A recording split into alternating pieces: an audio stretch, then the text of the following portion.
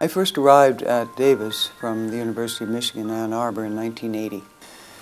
I had spent several years on Davis campus as Dean of Students, and my true love was clinical medicine, seeing patients in the company of students and house staff.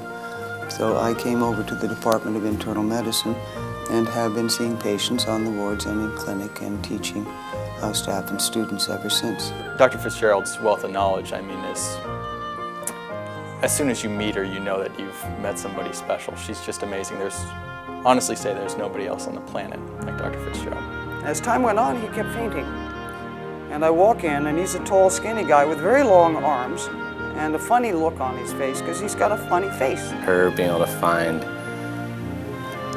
aspects of the mundane interesting is fascinating, because we often get caught up in what is presumably bread and butter medicine or something that wouldn't otherwise excite us. She's able to find little details of that become teachable moments. What I've learned from Dr. Fitzgerald is to be a compassionate doctor, to understand my patients and to try my very best to see things from their perspective. She really spends time talking with the patient and examining the patient and learning from the hints that they have on the physical exam and in their history, what's really going on. Sort of the brand of medicine that she really embodies, which is what we're losing a little bit, I think. Someone once told me was that my principal teacher would be the patient. And 40 years after graduation from medical school, I cannot remember the content of my lectures, which is just as well since all of that information is old now anyhow.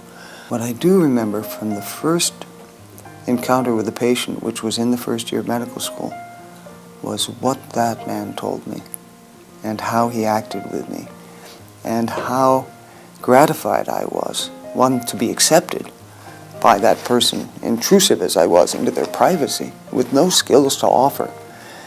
But they wanted to teach me. Perhaps that's what distinguishes her, is that there are many, many other things that seem to be put at the forefront of education today, most notably technology, imaging, procedures. And these things, faith would say, all are transient forces that will come and go, whereas the intimate interaction with the patient will always be at the center of internal medicine education. I was in private practice for a short time. It was about a month, as I recall, and there were wonderful patients. It was up in Eureka, California. And the colleagueship was good, the townspeople were nice, the patients were magnificent, and I kept turning around trying to tell someone how interesting this was, and there were no students there. So I gave up practice and came back to be a teacher. It's something that I need.